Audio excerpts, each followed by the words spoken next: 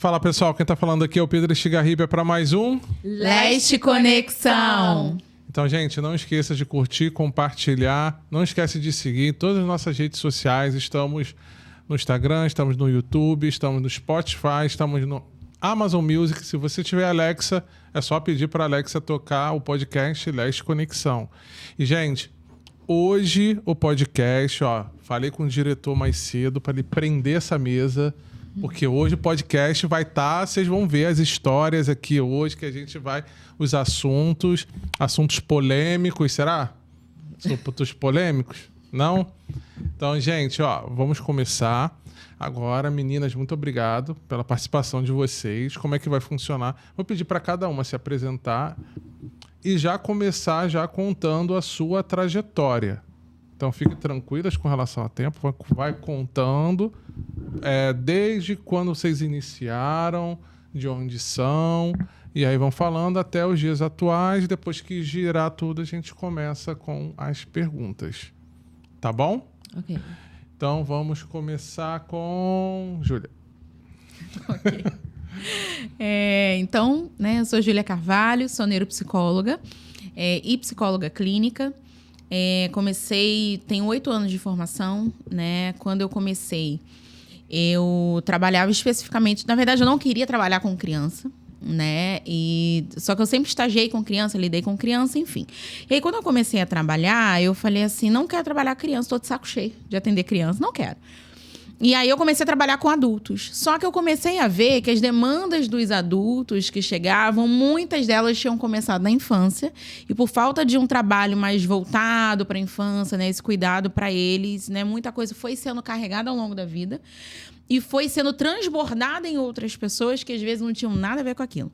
Então eu falei, ok, preciso então trabalhar com esse público. Comecei a trabalhar com criança, trabalhei com criança na parte clínica durante muito tempo. E aí eu conheci a neuropsicologia. Comecei a trabalhar com a neuropsicologia, amei. Achei que eu ia gostar da parte de avaliação neuropsicológica, odiei. Acho um porre corrigir teste. E aí eu comecei a trabalhar com a reabilitação neuropsicológica. E aí a gente monta, né, todo o cronograma, né, o programa ali de estimulação de reabilitação. E aí eu comecei a ver que, assim, caramba, tem paciente que eu sei que poderia ir mais e não vai. O que está acontecendo? Eu ficava assim, eu queria alguma coisa para abrir a cabeça dessa pessoa, conectar esses fios que estão soltos e fluir. E aí, nessa busca, eu conheci a neuromodulação, que é o que eu faço especificamente hoje, né? Então, eu conheci o neurofeedback primeiro. E foi exatamente essa proposta, onde a gente muda esses padrões cerebrais que estão impactando nessa evolução clínica, né, de dia a dia. E aí, eu fui fazer a minha primeira formação em neurofeedback na Santa Casa do Rio. A minha turma foi a última, não tem mais. Foi bem pré-pandemia, a gente pegou pandemia, aquela loucura, né? O curso pausou, voltou só um ano depois, enfim. E aí, depois que eu terminei, eu nunca mais parei, né? Eu fui fazer uma outra formação de neurofeedback e fui engatando em uma formação após a outra. Então, hoje eu trabalho com 7 técnicas de neuromodulação no consultório.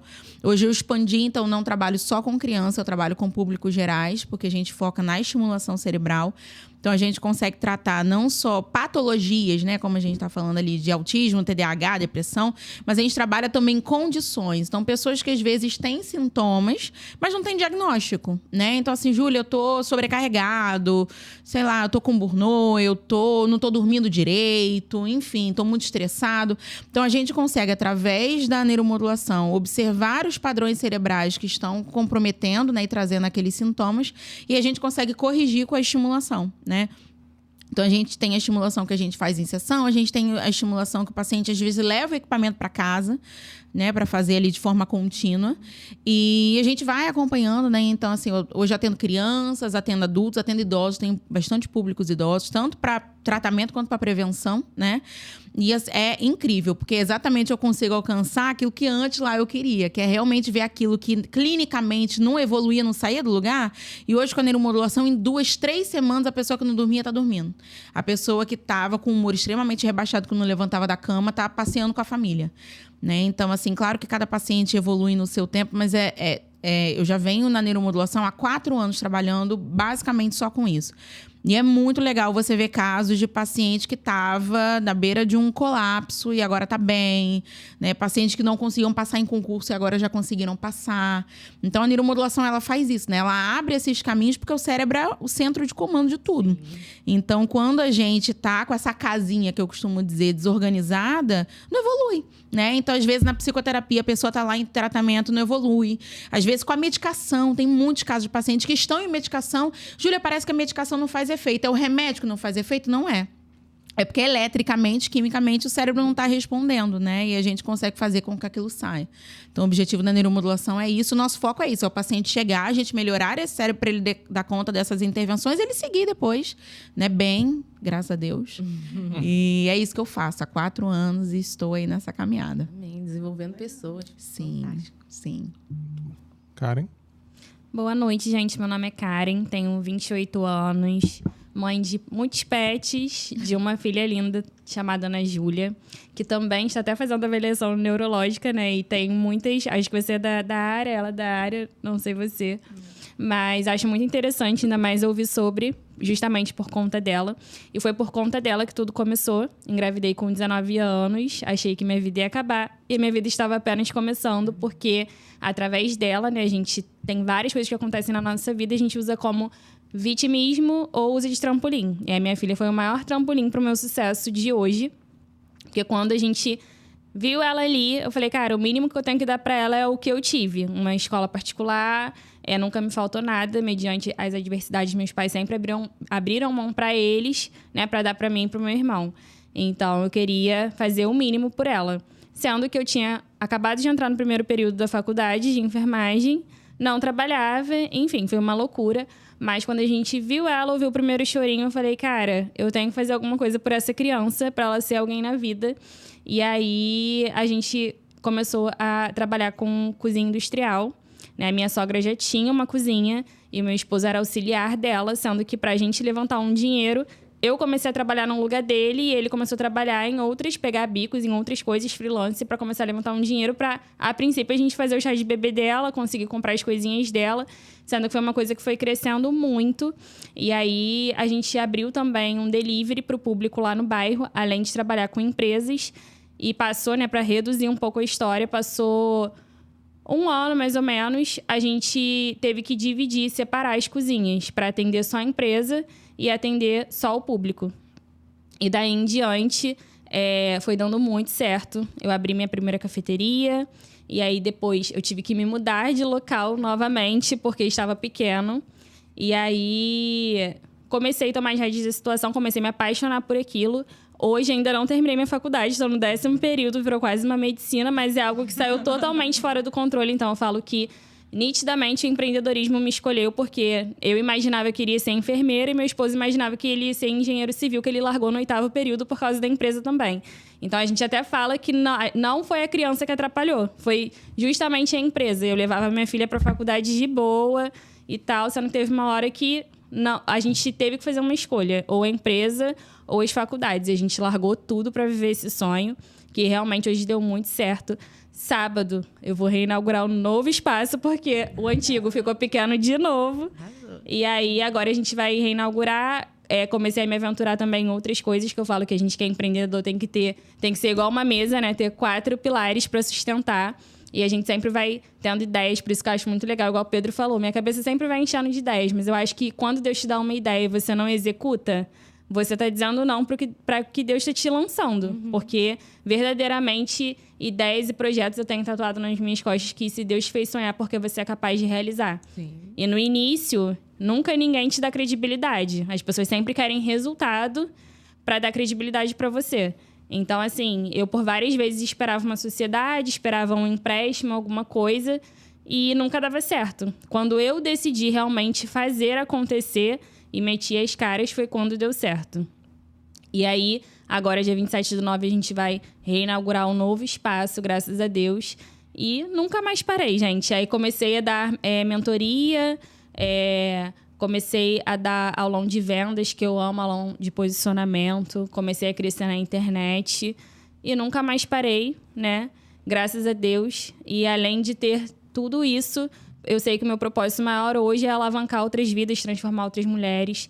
Dou mentoria para mulheres, cursos para mulheres. Meu negócio é com mulheres, porque é muito bom ver que a sua história pode mudar a história de outras pessoas também. E ver de onde eu saí. Eu amo fazer podcast, porque a gente sempre acaba relembrando, se emocionando. E, cara, com 19 anos, eu não tinha perspectiva de vida nenhuma com uma criança no braço. E a minha maior preocupação era como que eu ia pagar uma escola para ela, como eu ia comprar um leite, E simplesmente hoje ela consegue estudar numa das melhores escolas, tem as melhores coisas. Eu tive até que me tratar em relação a isso, que uma vez a psicóloga dela falou para mim: você não tem que dar tudo que você não teve, você tem que dar tudo que ela precisa, porque senão a gente acaba ultrapassando ali.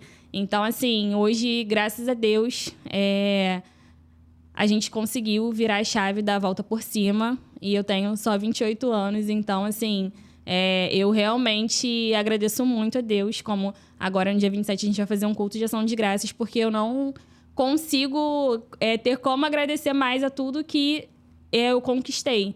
E aí a gente vê que chegar o primeiro 100 mil, 200 mil, 1 milhão, não é nada. Quando você chega ali, você vê que aquilo dali não é nada, que você tem que se lançar. E o que você vai fazer com isso? E hoje o que eu quero fazer com isso é alcançar outras vidas e transformar outras vidas e usar a minha história de exemplo, que eu saí do absoluto zero. Eu tenho um post no Instagram da primeira casinha que eu morava, que não tinha nem porta, não tinha janela, não tinha bica para escovar o dente, tinha que ir pro quintal escovar o dente. E eu nunca me canso de falar e de repetir a minha história, porque eu sei que realmente a gente saiu do nada. E hoje estamos conquistando muitas coisas, graças a Deus. Então, eu só tenho a agradecer e quero compartilhar minha história 1000 vezes. Se o Pedro me chamar para vir aqui 1000 vezes, eu quero vir 1000 vezes, porque eu sei que vai agregar na vida de muitas pessoas. Muito bom. Incrível. Vamos lá. Eu sou a Fabiola, Fabiola Rocha. Minha história com empreendedorismo começa na minha infância. Eu, criancinha, adorava fazer artesanato e eu já vendia artesanato para os meus amiguinhos. Não sei se eu sou um pouco mais velha. Na minha época tinha aqueles bichinhos de bola de gude que você colocava na moedinha com Durepox, eu pintava e vendia. E os meus amiguinhos compravam. E que loucura, né? Enfim, aquilo foi. Quando chegou a época de faculdade, eu decidi fazer administração, porque eu queria ter um negócio. Naquela época, ninguém falava de empreendedorismo, essa palavra era algo muito distante. Fiz administração. E, naquela época, a faculdade de administração era direcionada para o aluno arrumar bons empregos. E a faculdade era muito eficiente nisso. Muitas grandes empresas estavam lá, faziam palestras, recrutavam estagiários e trainees. E, quando eu me formei, eu não tinha nenhuma grande ideia, nenhum patrocinador. Então, eu falei, cara, vamos aprender com o dinheiro alheio? E aí, entrei numa empresa, entrei num banco. Meu critério de seleção na época das empresas era uma boa empresa, uma grande empresa. E aí, fui trabalhar num banco inglês. Eles tinham acabado de adquirir um banco brasileiro na época, e a sede do banco era lá no Sul, em Curitiba. E aí, eu me formei, 23 aninhos, passei num banco internacional. Fui morar em Curitiba, né, toda. E foi uma fase muito gostosa da minha vida. De aprender a ter o meu emprego num banco, e, enfim, numa cidade diferente, muito jovem. E ali começou a jornada. Eu fiquei 12 anos em Curitiba, gostei muito de Curitiba, brinco que eu sou mais curitibana do que carioca, porque a gente falava aqui um pouquinho antes, eu sou virginiana, então sou uma pessoa muito certinha, e Curitiba é uma cidade deliciosa, sabe? Tudo tem hora, as pessoas falam baixo, aquilo ali eu me achei naquele lugar, sabe? E aí fiz uma carreira bem generalista, nunca trabalhei em banco, em agência, trabalhava em áreas de matriz, mas tudo que eu fazia acabava na agência. Então, eu vivia dentro de agência e eu vivia muito aquela realidade.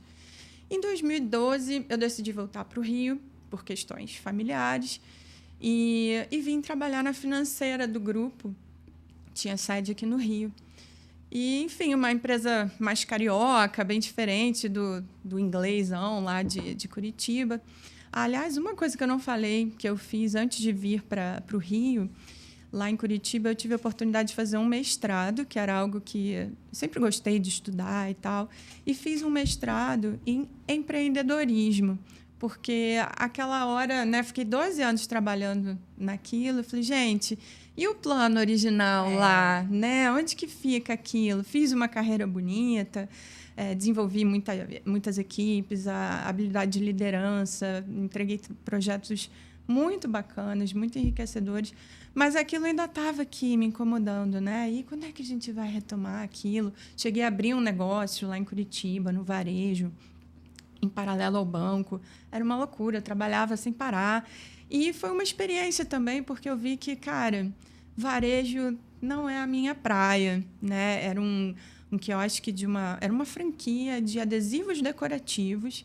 Então, eu abri um quiosque no shopping. E, cara, eu saía do banco, ia para o quiosque, final de semana eu ia para o quiosque, eu queria falar com todo mundo, eu queria entender as pessoas e trabalhava loucamente. E aí, enfim, não deu certo. E eu aprendi com aquilo que, cara, não é esse caminho. Você vai ter que pensar em alguma outra coisa. Tá bom, voltei para o Rio. E aí, poucos anos depois do meu retorno para o Rio, eu engravidei. Não foi uma gravidez planejada.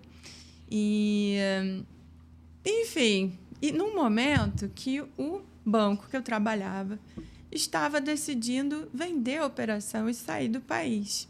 Então, eu saí de licença maternidade em 2015, final do ano.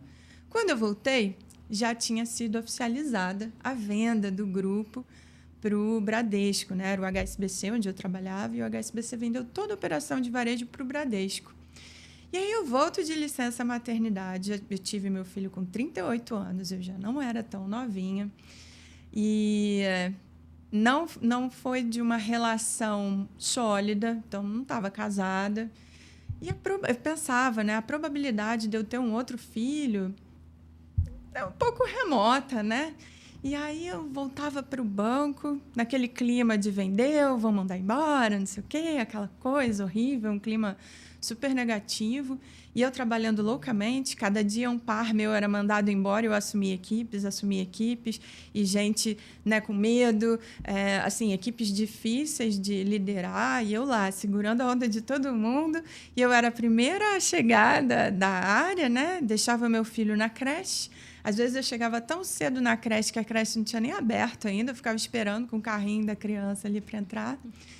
E aí, enfim, deixava meu filho e eu nunca conseguia buscar o meu filho. Então, eu via minha mãe e meu pai buscavam, eu via as fotinhos do índiozinho, do dia do soldado, do dia do não sei o quê, do coelhinho da Páscoa, eu via foto, porque quando eu chegava em casa, a criança já tinha tirado tudo, eu não via nada daquilo. E eu falei, gente, onde que eu vou chegar com isso tudo? Daí, eu falei, não, tá na hora de mudar.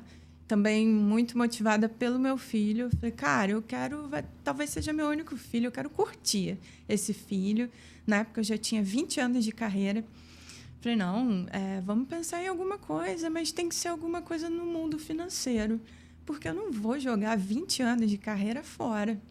Vamos pensar, o que você vai fazer? Aí a antena liga, né? A gente começa a observar o mundo em volta da gente.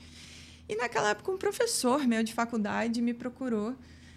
Ele estava trabalhando, tinha aposentado da faculdade, estava trabalhando numa corretora de valores e veio me prospectar para abrir conta. Falei, professor, mas como é que eu vou abrir conta em corretora? Eu trabalho no banco, posso tirar meu dinheiro do banco, assim, né?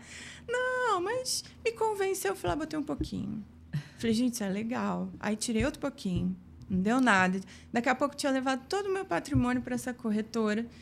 E eu, vendo o meu professor trabalhar, falei, cara, eu posso fazer isso. Falei, tá, me explica melhor, professor, essa profissão. E aí eu falei, cara, esse é o caminho. E aí, pouco depois, eu saí do banco. E aí fiz, né, me preparei para fazer a certificação que eu precisava. Tirei a certificação e comecei a atuar como assessora de investimentos numa corretora. E comecei esse trabalho. Isso foi em 2020, veio a pandemia. E aí ninguém sabia trabalhar com esse negócio na pandemia. Os escritórios todos fechados, todo mundo dentro de casa. Eu falei, tá, e agora? Agora estou sozinha, com a criança dentro de casa. E uma profissão nova. e eu vou ter que me virar aqui agora, né? E me virei. Então, falei, poxa, eu passei minha carreira, estou 20 anos preparando tudo que o pessoal da agência ia trabalhar, agora eu vou fazer para mim mesma. E comecei, montei um script, ligava, vou ligar para um amigo, mas vou ligar para aquele amigo mais bonzinho, que vai me dar um feedback legal, e aí não vai me desmontar, e eu vou aprendendo, e assim foi.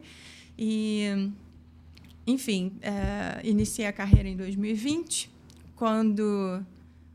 né, acabou o lockdown, todo mundo começou a voltar para os escritórios. Eu falei, não quero voltar para o escritório, estou trabalhando de casa, estou trabalhando sozinha, está funcionando, estou abrindo conta, estou ajudando um monte de gente. Não, quero continuar trabalhando sozinha. Cara, mas não dá, você tem que... enfim, eu era júnior naquela função ainda, então, de fato, eu entendi que eu precisava ganhar mais, né, mais dinâmica naquela atividade, então...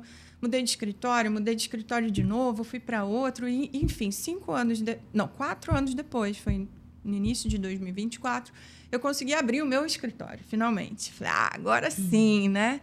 E aí, trabalhando do meu jeito, do jeito que eu acho correto, e ajudando as pessoas, e vivendo de indicação dos meus próprios clientes. Assim, nunca precisei fazer loucuras para trazer gente para casa. Então, e durante esse trabalho, muito perto das pessoas, assim, enfim, o escritório era eu mesma, né? Então, sabendo a história de todo mundo, eu comecei a perceber que as pessoas, o fato da pessoa ter um dinheiro para investir não significa que ela saiba cuidar direito do dinheiro dela. Faltava ali uma coisa de educação financeira. Então, eu percebia que tinha muita gente que ganhava muito bem e gastava muito bem. Então, assim, como é que eu ajudo essas pessoas, né, a mudar um pouquinho a mentalidade delas com relação ao dinheiro e começar a guardar? Porque guardar dinheiro é muito mais poderoso do que qualquer rentabilidade que a gente possa conseguir aqui. Então, eu comecei a bolar um outro negócio que andava em paralelo, que é um negócio de educação financeira. Então, e ele está tomando forma, esse negócio. Ele começou com pequenas palestras para pequenos grupos, e agora eu achei o nicho que eu vou me dedicar, e é o nicho de famílias com crianças. Então, tem muita coisa no forno, tem um monte de gente me ajudando, envolvida com esse projeto. E, enfim, logo, se Deus quiser, vou ter novidades para contar para vocês. Mas, enfim, esse é meu trabalho hoje. São 25 anos de carreira no universo muito masculino, né? Então, muitos desafios até chegar aqui, mas estou muito feliz com a construção. Legal, muito legal. Muito bom. Ué. Meu nome é Juliane Matias. A conexão aqui é a maternidade, né? Nada é por acaso. A minha história não foi diferente. Eu vim parar na psicanálise hoje. Eu me intitulo como empresária do ramo da expansão da consciência. Passei a me ver grande, porque eu preciso me ver grande, começa comigo. Mas a minha história começou pequena, me sentindo pequena, filha de um pai que me levava para trabalhar. E eu falava que eu ia ser administradora de empresa. Só que meu pai faliu. Passamos por muita dificuldade. E naquele período de programação ali, 7, 8, 9, onde eu passei a dificuldade em si. Meu pai, de 3 empresários, dono de 3 lojas, passou a ser empregado, né? Tentou por algumas vezes, mas não conseguiu. E eu vim crescendo naquele ambiente onde meu pai se esforçava muito para ter dinheiro. E também eu falei, cara, eu vou... né? A Juju pensava em ser empresária, né? Administradora de empresas, porque o meu pai era dono de empresas, então eu tinha aquilo ali. Mas naquele momento não foi possível. Então eu cresci, eu estudei o colégio normal, né? Sem perspectiva de fazer faculdade, sem perspectiva de nada. Simplesmente terminar o colégio e trabalhar. E assim eu fiz, terminei o colégio. Meu primeiro emprego foi num cartório. E eu entrei como recepcionista. E ele falou assim, olha, eu escolhi você porque você não tem vícios. E eu vou botar você do meu jeito. O tabelião mesmo sentou comigo, explicou tudo que ele queria. Ele estava dando uma nova formulação aos cartórios aqui de São Gonçalo, né? Ele veio com uma dinâmica, assim, uma estética bonita, uma dinâmica bonita, né? E aí eu entrei como recepcionista, não pensando somente em trabalhar e viver a minha vida. Na época eu namorava e ali continuei, né? Entrei com, acho que foram 22 anos, namorei, noivei e aí veio uma proposta para ele de participar de um prêmio chamado Quality. E aí, nesse prêmio, ele tinha que fazer alguns movimentos no cartório para que atingisse o checklist para ficar apto para concorrer ao prêmio e ganhar. E ele falou, eu quero o ouro, né? E aí, assim, ele fez algumas mudanças e uma foi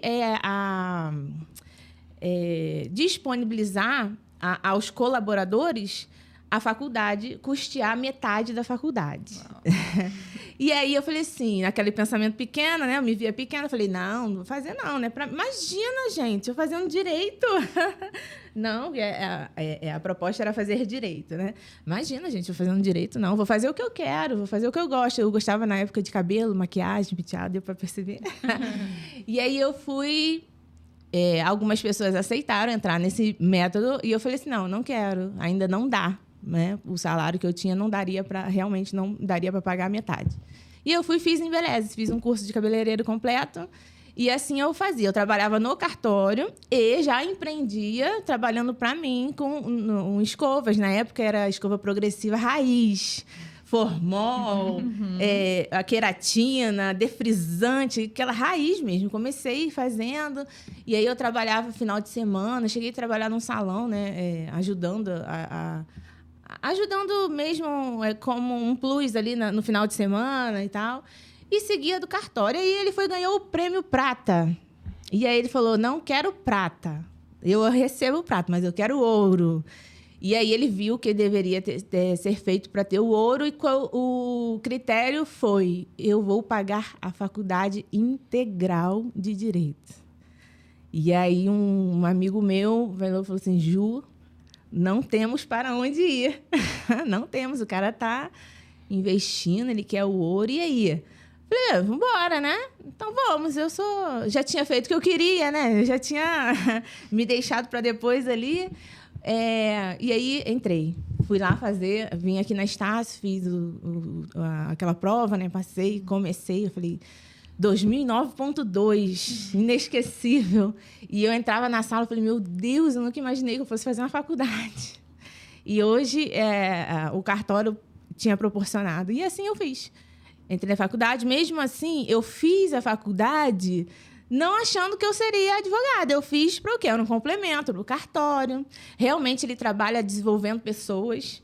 E as pessoas que ele pagou saíram e são advogadas. A maioria das pessoas saíram e são advogadas. Mas eu não tinha ainda aquele... Eu não tinha ainda um propósito. Eu não sabia ainda o que eu queria ser quando crescesse. Mas lembra que eu queria ser administradora de empresas, né? A Juju. E aí, casei no período da faculdade. Terminando a faculdade, engravidei a primeira vez. Eu creio que, hoje em dia, na psicanálise, eu creio que seja porque eu não acreditava realmente que eu poderia terminar a faculdade de Direito, que eu poderia fazer a OAB, que eu poderia passar, que eu poderia... Eu não almejava coisas grandes. Eu queria trabalhar, receber o meu dinheiro, ter a minha família, ter o meu apartamento, coisa que o cartório proporcionou. Eu consegui comprar o primeiro carro, eu consegui comprar um apartamento, eu consegui casar. Então... Foi um percurso que, tipo assim, tá bom, é estabilidade. Só que estabilidade não faz a gente crescer, né? A estabilidade não gera crescimento. E aí, eu engravidei a primeira vez, perdi. Mas não desisti, continuei na faculdade, terminei. E aí, no dia da colação de grau, descendo ali no Fonseca, eu sentia o carro balançar. Eu falei assim, eu acho que agora eu consegui, acho que agora eu tô grávida. E aí comentei com meu marido e ele falou, vamos aguardar, né? Porque teve o trauma da primeira perda, né? Vamos aguardar. Teve a colação de grau, terminei grávida. Realmente era verdade, Liz estava a caminho. E aí eu não fiz a OAB. Não fiz. Terminei, tive minha filha, tive os 6 meses em casa, tive todo o auxílio do cartório, voltei, minha filha ficou com a minha mãe até 1 ano e meio.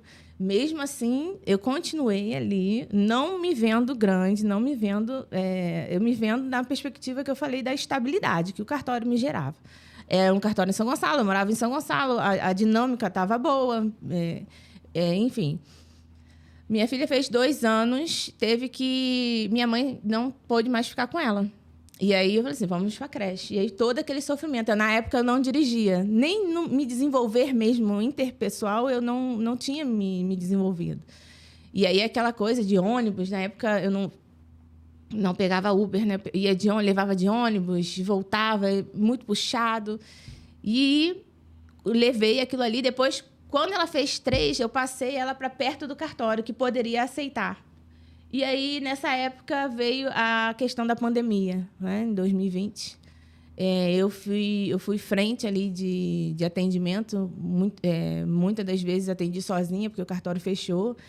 E aquele ano eu tinha tirado férias e eu não poderia entrar naquela questão das férias coletivas. Então, eu fiquei ali. Então, me desenvolvi bem, fiquei bem. Mas a minha filha não estava bem. A minha filha fazia vídeos, na época... videochamada, né? Mãe, está vindo. Aí, uma hora, ficava com uma... Minha mãe não tinha como me dar suporte, porque meu sobrinho nasceu em abril, né? A pandemia foi em março, meu sobrinho nasceu em abril. Falei, poxa, minha mãe deu tanto suporte para mim, agora é a hora da minha irmã. Fiquei sem rede de apoio, porque a minha mãe estava ali com o meu sobrinho. E aí, tinha dia que minha filha ficava com uma pessoa, e depois ficava com a outra, e aí de tarde ficava com outra. E eu falei, cara, não quero. E eu me lembro que antes disso, eu olhava para fora e via a vida acontecer. E eu falava, cara, meu sonho é ir buscar minha filha no colégio de roupa de academia. Meu sonho, cara, como eu tenho vontade. E até um amigo meu, que trabalhou comigo há muito tempo, ele hoje fala, você vive um sonho, né? Qualquer reclamação que eu fazia, você está vivendo o seu sonho, né? Você escolheu, né? E hoje eu sou muito orgulhosa de pegar e falar, hoje eu vivo o sonho que eu idealizava ali, né? Não foi fácil, mas foi possível. E aí eu decidi sair do cartório, pedi para sair. E aí conversei na época com o tabelião substituto. A questão, realmente, eu estava saindo por causa da maternidade, que eu queria viver a maternidade. Aquele período estava sendo muito duro para mim, sair de casa e deixar minha filha ali com uma hora com um, outra hora com outro, e a outra hora com outro. E aí eu queria sair, ele falou, vou te ajudar, vou te mandar embora. Eu falei, então, beleza, me mandou embora. Mas, acostumada a trabalhar desde 22 anos, né? Mesmo antes, sem fazer o curso de cabeleireiro, eu já fazia cabelo, eu gostava de fazer, só faltava mesmo o curso. Muito tempo trabalhando para mim, eu mesma gerando aquela renda, não com a grandiosidade que hoje em dia eu consegui trabalhar sozinha. Mas, dentro de casa, eu dei uma surtada. Eu dei uma surtada a ponto de... Eu falei, eu quero voltar. Eu falei assim, eu quero voltar. Cheguei a mandar mensagem para o tabelião para poder voltar. E aí, como eu falei para vocês, né, ele é um cara que desenvolve pessoas. Pô, faculdade de Direito, vamos aproveitar, né, Juliane? Poderia fazer ali um curso, fazer o AB e tal, mas não fiz. O que acontece? Perto da casa, do prédio que eu morava, tem uma igreja. E lá foi uma pessoa psicanalista fazer uma reunião e ela disse que tinha um grupo de apoio que nasceu também na pandemia e já estava, acho que era 2021, 2022, por aí. Comecei a frequentar o curso, comecei a fazer psicanálise, comecei a me interessar pela psicanálise. E aí essa pessoa falou assim, olha, você tem todo jeito, né? Porque não, vamos tentar. E aí entrei no curso. E aí entrei primeiro no curso online. A dinâmica do curso online que me desenvolveu. A dinâmica do curso online é o seguinte, eu entrei, eu era analisada por uma pessoa, e aí e ele fazia a supervisão com outra. E aí ele me liberou para poder atender. E aí eu recebi 10 pacientes para eu trabalhar como se fosse uma psicanalista clínica. Entrar em contato, marcar, e ali eu fui fazendo como se fosse. E aí hoje eu vejo que é PNL, né? Você tem que fazer, trabalhar como se fosse para que aquilo se torne realidade, seria um objetivo. E assim eu fiz, comprei um planner, ligava, organizei meus horários, mandava ali, via na internet como é que faz esse primeiro atendimento, porque tem que ter todo um fino trato, né? Todo um encantamento do cliente. E aí fui me desenvolvendo, aí eu falei assim, vou tentar voltar para o mercado de trabalho, porque ainda tinha aquela coisa de querer o fixo. Eu preciso de um fixo, porque a minha vida só vai girar se eu tiver um fixo. Tentei, voltei a trabalhar. Não durei 3 meses, durei 4. Não durei 4 meses. Não consegui o relacionamento interpessoal e ali, quando a sua mente expande, não tem como ela voltar a ser como era antes. E lá, trabalhando, foi o meu primeiro Pix. Minha primeira terapia paga. Eu atendia ela no online, do curso online, gratuitamente. Eu falei, olha, eu vou sair, mas eu escolhi fazer um curso presencial para poder me desenvolver e estar entre pessoas. Eu queria essa conexão, né? E aí ela falou, olha, quando você estiver atendendo pelo curso, você me avisa. Falei, tudo bem, mas esqueci. E aí comecei a me movimentar nos status, falando que eu estava atendendo e tal. E aí ela me chamou e falou assim, Ju, você já está atendendo? Nem me falou. Eu falei, estou atendendo, mas agora é pago, né? Aquele medo, né? Agora é pago. Ela, qual o valor? Aí eu mandei tanto. Ela, qual o seu Pix? Eu, tal. Ela, dia tal você tem? Não, aí combinamos, tá. Lá aqui, tá feito. Então a gente se encontra dia tal. Eu falei, nossa. Eu recebi por 50 minutos mais do que o meu dia na empresa. Na época eu estava cobrando uma sessão R$70, se não me engano. Ela comprou 2, comprando 2 era 140. E eu falei, nossa, isso é bom. Aí o cérebro, né, sentiu. E aí, quando eu saí, eu decidi que aquilo ali seria o que eu queria ser. E aí me intitulei como empresária, né, administradora ali do ramo da expansão da consciência. E aí terminei o curso, já terminei atendendo com pacientes particulares. Hoje eu atendo internacional, estou muito, muito feliz, né? Atendo o pessoal ali da Suécia, Barcelona. E tudo começou, a mesma dinâmica do curso online, que seria receber 10 pacientes. Quando eu fui para o presencial, eu escolhi 5 pessoas. Dessas 5 pessoas, eu trabalhei como realmente fosse dar o meu sangue. Dessas 5 pessoas, hoje, eu atendo, digamos, eu tenho uma rotatividade aí de mais ou menos umas 15 pessoas por mês, assim. Todas vieram das indicações, foi como se fosse uma árvore. Tudo eu semeei ali. E hoje em dia, a maioria... Eu vou te falar que as que vieram pelo Instagram vieram por indicação das pessoas que eu escolhi. Isso é muito poderoso, né? Isso. E aí, agora... teve um momento que eu desanimei, né? Que eu tive que ficar sozinha. Eu vi que era sozinha, me senti sozinha. Aí fui entender que eu não estou sozinha, eu estou na melhor companhia, que é a minha mesma. Aí veio o Leste, uma proposta. Quando eu mudei o Instagram, eu falei assim, não quero Instagram mais rosa. Eu quero uma cor de autoridade, né? Eu quero passar mais seriedade, eu quero subir o meu valor. Todos aqueles projetos, assim. Assim que eu mudei a estética, aí Pedro chamou. Eu falei, gente... gente... E aí eu fui crédula, né? E aí, a partir do momento que eu pisei no Leste, as coisas começaram a fluir. Eu até falei com ela aqui na entrada. Dá para ver nitidamente no meu Instagram quando era rosa, mais menina, mas não acreditando em mim, mais insegura. Depois eu fiquei um período sozinha, sem social media para me ajudar. E agora veio o social media ali me ajudando. Veio as conexões que eu fiz, os workshops que eu participei, as palestras que eu participei. E aí estou aí fluindo, indo num voo lindo. Essa é a minha história. Ai, muito bom. Meninas, vou fazer 2 perguntas para vocês. Começando aqui. Rapidamente, cada uma falando sobre si, sem falar de trabalho. Nossa, difícil. Pode falar. Eu falando sobre mim sem falar de trabalho. Isso. Quem sou eu?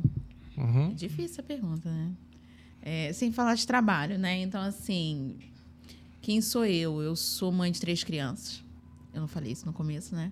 Eu tenho o Léo de 7, o Pedro de 3 e a Sofia de 1. 3 furacões dentro de casa.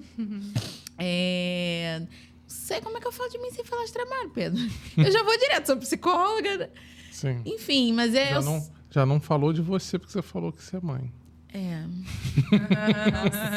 Ai, gente, agora tem que sair daqui pra terapia. Meu Deus! A vida da mulher é bem isso. São tantos papéis que o eu mesmo fica lá no final da fila, né? Quem sou eu sem falar de trabalho? Eu sou uma pessoa muito... Tem dificuldade de ficar parada, então eu preciso estar o tempo todo criando, é aquilo que a gente está falando, né? Criando e inventando coisas, a gente nunca está satisfeito, né? Então, assim... eu tenho um projeto tal, realizei, beleza. A gente já tá, e agora quero fazer outra coisa, né? Eu não vou falar do trabalho. Então, eu sou essa pessoa que não consegue ficar parada, inquieta num ponto positivo, né? De estar o tempo todo se movimentando. Sou uma pessoa que tem sonhos grandes e já teve esse momento de não acreditar nesses sonhos e ficar naquela coisa, o comodismo, né? Vou ficar aqui porque aqui é mais confortável, se eu não der errado, eu não sofro. E aí sempre tem aqueles marcos que a gente expande, né? Então, hoje eu estou nessa constante expansão. Sei lá. Eu sou uma pessoa que venho de pouco tempo para cá, me reencontrando depois da maternidade, porque é isso. A gente que é mulher, que trabalha, que é mãe, a gente vive em função disso, né? Então, a minha vida inteira, assim, eu vivi em função de trabalho, né? Eu engravidei do meu filho no final da faculdade também. Então, assim, o Léo, a minha vida de empreendedorismo começou com o Léo. Então, a psicologia começou com ele. E aí, depois de ter a Sofia ali no P, depois de ter a Sofia, eu venho passando por esse processo de voltar a me encontrar, assim, a ter os meus prazeres. Gente, eu nunca fui no cinema sozinha. Agora eu vou no cinema sozinha, cedo, fazer minhas coisas sozinha. Então, eu acho que eu venho nesse processo também de me encontrar depois das crianças, né? E de conseguir conciliar, separar trabalho, né? Assim, hoje eu não quero saber de nada, hoje eu vou sair tomar café com a amiga, é isso daí, paz, e vai dar tudo certo. Então, sei lá, eu acho que eu sou isso, né? A vida da gente é muito permeada por aquilo que a gente faz, né? Os papéis que a gente exerce, né? Então, é difícil separar quem é a Júlia pessoa, quem é a Júlia neuropsicóloga e mãe, né? Assim, o ser neuropsicólogo e ser mãe me toma tanto, né, do dia a dia. Me toma, não, assim, faz tanto parte, né, que tá muito entranhado, mas eu acho que eu sou isso. Sim. Se não for, depois eu descubro e conto pra vocês. Tá bom. Karen? Olha, foi a pergunta mais desafiadora, sem falar em relação ao trabalho, mas eu acho que hoje eu sou a mulher que eu sempre queria ser, que eu almejei ser. Eu, como falei, né, é impossível não falar que a gente é mãe, sou mãe de pet, sou casada, adoro a vida, adoro cozinhar. Antigamente não gostava de receber ninguém, de fazer nada. Hoje adoro fazer uma mesa posta, estar com as pessoas que eu sei que realmente torcem, né, e vibram pela gente, principalmente a nossa família. Amo praia, amo ver o pôr do sol, amo a natureza, me sinto muito mais próxima de Deus. Olhar aquele marzão, parece que Deus está ali comigo. Tem um ano, né, que voltei para a igreja, mas muito além de religião, estar próximo de Deus, né, e viver o que Ele tem para mim. Amo a minha casa. Hoje em dia não gosto mais de sair, gosto de ficar ali na minha casa, curtir ali realmente o que importa. E é isso. Sem falar de trabalho. Tá. Eu sou inteligente, boa gente, simpática. A questão das personas, né? A persona Juliane, sou muito alegre, companheira, amiga, viajante. Gosto muito de viajar, amo primavera, verão. Amo também momentos em solitude, que é uma palavra bonita para solidão, que nada mais é que a solidão. Amo a minha solitude, meus momentos de paz. Hoje eu entendo que eu não sou só trabalho, né? Não tem como ser. Então, essa semana, inclusive, eu separei na minha agenda a quinta-feira à tarde para tomar um café com a amiga, lembrei. Tomar um café com a minha amiga, mas se fosse o caso de ir para um shopping, eu iria sem peso na minha consciência, boto minha filha no colégio e vou. Hoje eu tenho essa liberdade de saber que ela está lá cumprindo um protocolo, que é estudar, e eu posso tranquilamente desfrutar da minha companhia ali. Mais o quê? Sou alegre, agitada já fui mais. Hoje eu estou mais calma e hoje eu sei receber ajuda, como eu estava falando, né? Hoje eu peço ajuda. Hoje eu gosto muito de incentivar pessoas, não através da profissão que o combinado é não falar, mas eu mesmo, Juliane, sempre fui essa pessoa incentivadora. Teve até um teste que eu fiz sobre perfis, né? E o meu perfil é incentivadora. E aí, quando eu vim para a psicanálise, rapidinho, antes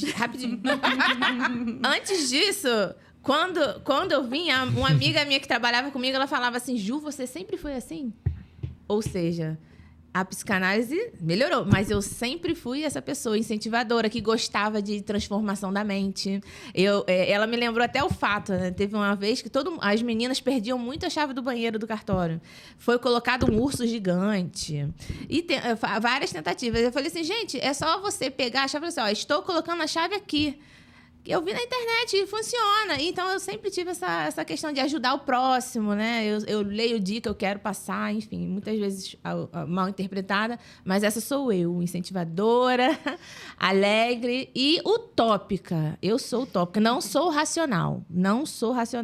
Sou utópica, eu penso mesmo, a mesma energia que eu vou gastar pensando alto é pensando baixo. Então, eu não vou desperdiçar pensando baixo. Gostei dessa teoria.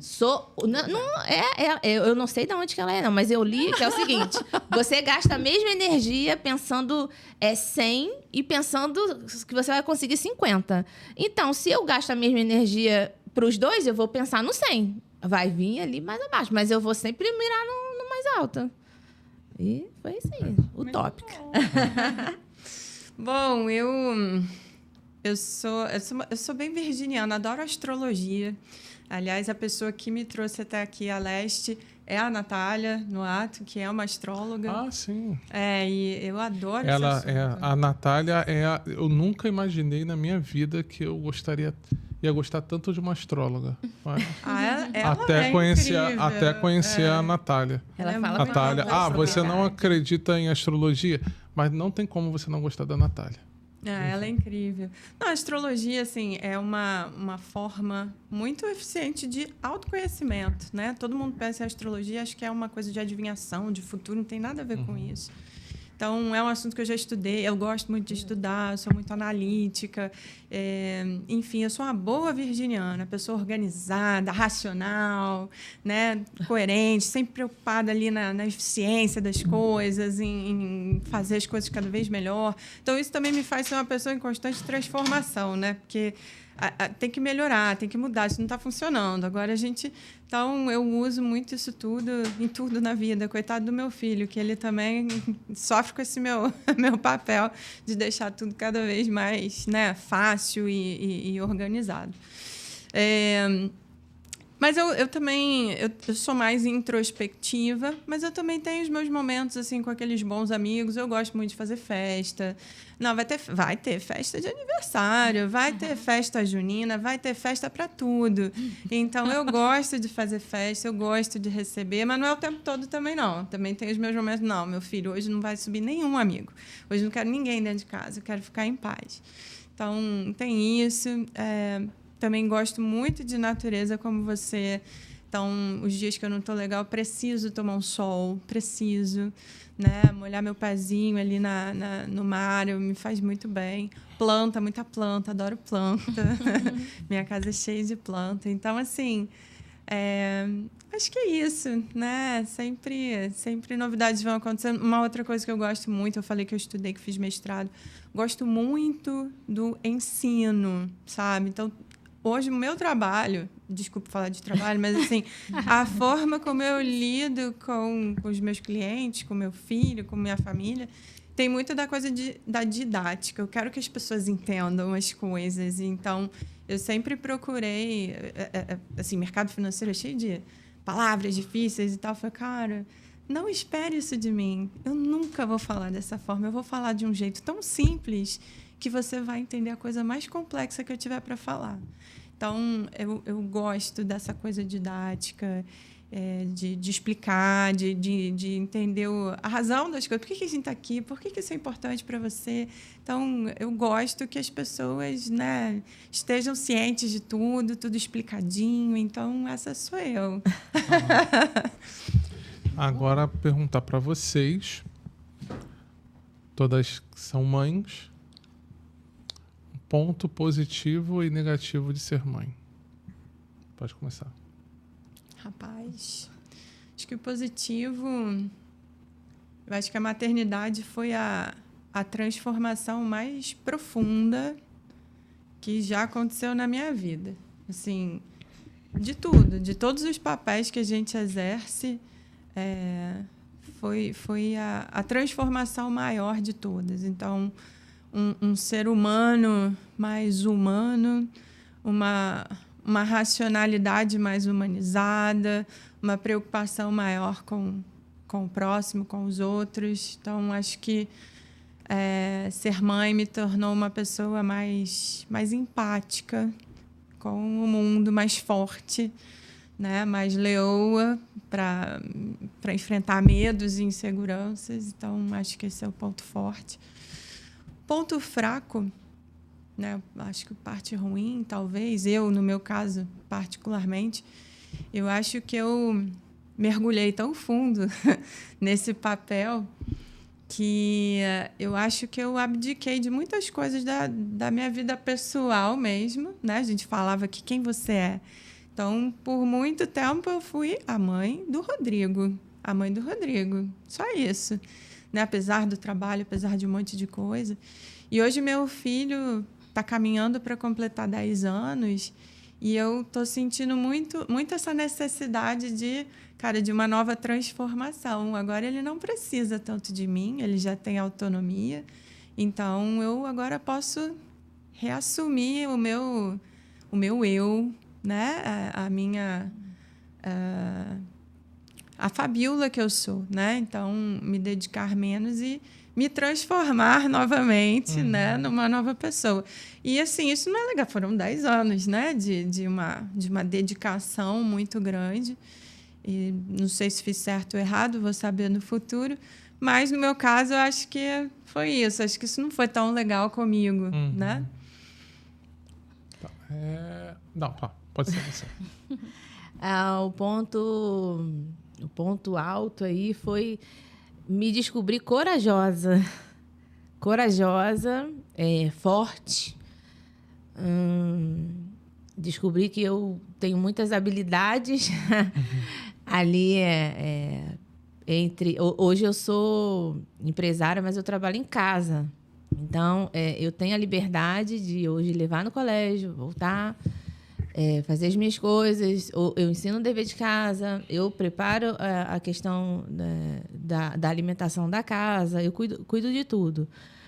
O ponto positivo foi descobrir que eu sou capaz de dar conta, de fazer tudo. Por mais que tem dia que não fez tal coisa, mas eu consigo ser administradora do meu lar. Hoje eu vou fazer tal coisa e tem dia que eu preciso dormir. Então, tem dia que eu tenho meia hora e eu preciso dormir e eu eu deito sem problema nenhum, durmo, acordo, vou buscar minha filha no colégio, volto e sigo aí com os meus deveres, né? Então, o ponto alto foi descobrir esse dinamismo na minha vida, mas o ponto fraco da maternidade foi saber que eu não posso superprotegê-la, então eu não tenho superpoderes. E descobrir que eu tenho que ser uma mãe suficientemente boa. Isso, uma mãe... o nosso filho precisa de uma mãe, veja bem, suficientemente boa, gente. Não queiram ressignificar totalmente a sua maternidade no seu filho, porque a tendência é essa, porque ele é um ser independente de nós. Né? Ele é metade o pai, metade a mãe, e ele não é a gente. Por mais que a gente projete nele... Mas eles devem sentir a frustração, a dor de escutar um não. E aí, quando a gente tem aí a tendência a ressignificar a maternidade, a gente tem que tomar as rédeas da nossa vida, né? Recuperar a nossa identidade como mulher. E saber que tem hora para tudo. Tem hora para ser mãe, tem hora para ser empresária, tem hora para ser... eu presa, né? Que aí você faz tudo, a hora que você faz os agendamentos, que você confere os pagamentos, tem hora que você é amiga. Eu tenho um amigo que, inclusive, ele fala: eu não quero conversar com você psicanalista, é amiga. E aí ele fala: não, tá muito psicanalista, não quero conversar com você. Quando você voltar a ser quem é você, e aí acontece isso. Então, o ponto alto foi descobrir muitas habilidades que eu tenho, e o ponto mais baixo foi essa de saber que eu não posso determinar a vida da minha filha. Eu não tenho controle sobre nada, principalmente com a minha filha. Eu não tenho controle. E eu ser o suficiente para ela é o que é bom. Eu não tenho que ser perfeita. Porque a perfeição gera muitos danos na criança, né? Júlia? Eu acho que o ponto positivo é o sentido, e não que a minha vida não tivesse sentido antes deles, né? Mas o sentido que eles trouxeram para minha vida, né? Porque, assim, eu sempre quis ser mãe, sempre, assim. Então, antes de saber o que eu queria fazer da minha vida, eu sabia que eu queria ser mãe. Então, quando eu era criança, eu não gostava de Barbie, eu gostava as bonecas grandes, aquela meu bebê, botar no carrinho, e eu era mãe. Né? Então, eu lembro que quando eu fui crescendo um pouquinho, que eu comecei a entender como é que o mundo funcionava, que eu comecei a descobrir que tem pessoas que não podem ter filhos, eu lembro que eu entrava em sofrimento, assim, e eu orava, chorava: Deus, por favor, não faz isso comigo. Tinha muito medo disso. Então, assim, eu sempre soube que eu queria ser mãe. Era a primeira coisa que eu sabia que eu queria na minha vida. E aí, eu acho que, assim, o ponto positivo é o sentido, né? Assim, eu era Júlia esposa, ok. Júlia profissional, ok. Júlia pessoa, Júlia amiga, ok. Mas quando eles entram, expande. Minha vida é outra, né? Com eles e com os 3. A gente sempre quis 3. E aí a gente engatou aí nessa loucura dos 3. A Sofia fechou e a gente sempre quis. Desde quando a gente namorava, a gente sempre falou. Na verdade, a gente falava em 4, mas a Sofia a gente fechou. A gente parou na Sofia. Então, assim, eu acho que o ponto mais positivo é esse sentido, né? Que eles deram. Que hoje eu olho para eles na minha vida e falo: meu Deus, eu não sei. Não dá para viver sem isso daqui. A loucura mas não tem como. Eu acho que o ponto negativo como é que eu vou dizer? A forma como eu precisei mudar o curso de algumas coisas, né? Então, assim, a gente sabe, todas nós, filho não é empecilho, né? Mas ele muda algumas rotas. Então, às vezes, algo que eu queria fazer numa determinada velocidade ou de determinadas formas, eu não posso, eu preciso me readaptar. Então, assim, por exemplo, hoje, às vezes, eu quero fazer várias coisas, eu olho e falo: não dá, né? Assim, meu marido: vamos viajar. Não tem como viajar com 3 crianças agora, né? E assim... É negativo, porque muda um pouco, a gente tem que se readaptar, mas eles fazem parte, né? A gente escolheu isso. Então, viver isso é muito bom, mas às vezes você se deparar com aquela barreira de: queria... mas não dá, tem criança. Não dá por causa das crianças. Preciso mudar isso, preciso mudar aquilo. Então, às vezes, aquele choque, eu fico: meu Deus do céu. Mas, ao mesmo tempo, a gente volta e fala assim: não, tá tudo certo, né? Eles fazem parte, a gente sempre quis. Não há arrependimentos sobre, mas às vezes a gente, né, fala assim: meu Deus, eu queria fazer isso aqui, não dá. O mestrado é algo que está nos meus projetos, e todo ano eu abro o projeto de mestrado. Eu tenho meu projeto pronto. Eu abro edital de coisa de mestrado, eu olho, eu falo pro meu marido: vou. Não vou não, as crianças são muito pequenas, esperar crescer mais um pouquinho. Então, acho que é esse curso do Rio que você tem que ir, né, ajustando aí ao longo do tempo. Eu acho que eu vou ser um pouco repetitiva, né? Como eu comecei contando a história, minha filha foi o meu maior trampolim para quem eu sou hoje. Então, assim, no início, né, como era muito nova, 19 anos, a ideia, como a maioria dos adolescentes que engravidam, acabou minha vida. E, na verdade, foi o início da minha vida, né? A gente nunca lembra como é antes de ter os filhos. E, realmente, assim, para mim foi uma divisão ali muito certa, né, do que eu queria para minha vida. E ali eu amadureci, eu acho que 20 anos, naquele ano ali que eu engravidei e tive que ser mãe e assumir, né, essa criança.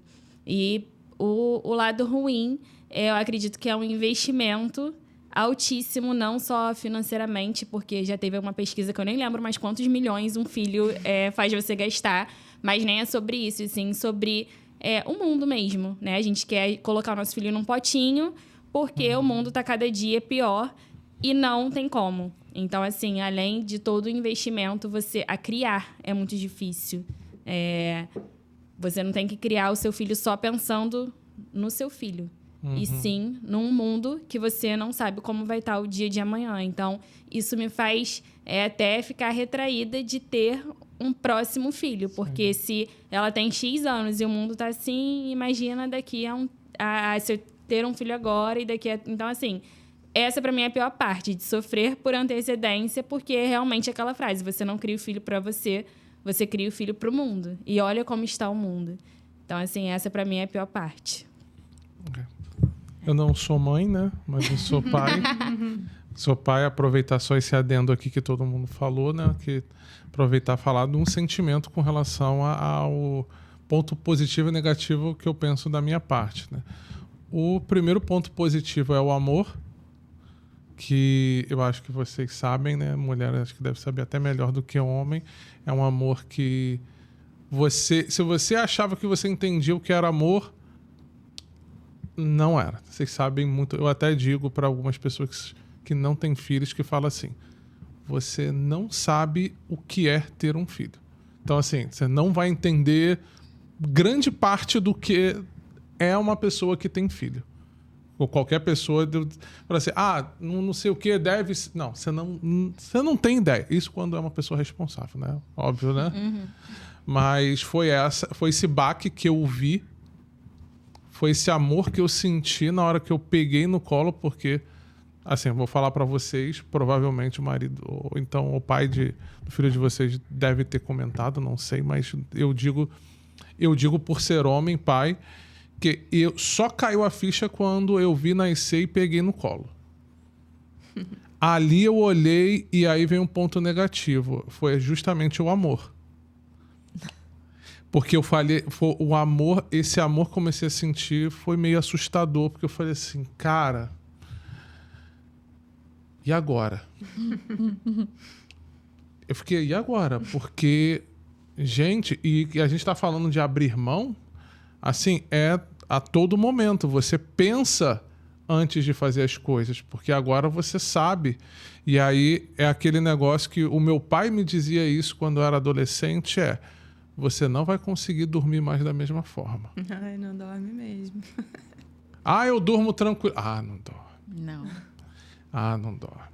Não dorme porque a primeira coisa que você faz quando você levanta se o teu filho mora com você, no meu caso não mora, mas mensagem, saber como que seu filho tá, né? Nossa, será que tá bem? E aí você tava falando isso de entregar ao mundo. É uma coisa que, mesmo eu tentando pegar o meu filho, tentando entender que ele tem que ir para o mundo, automaticamente é uma coisa que me dá...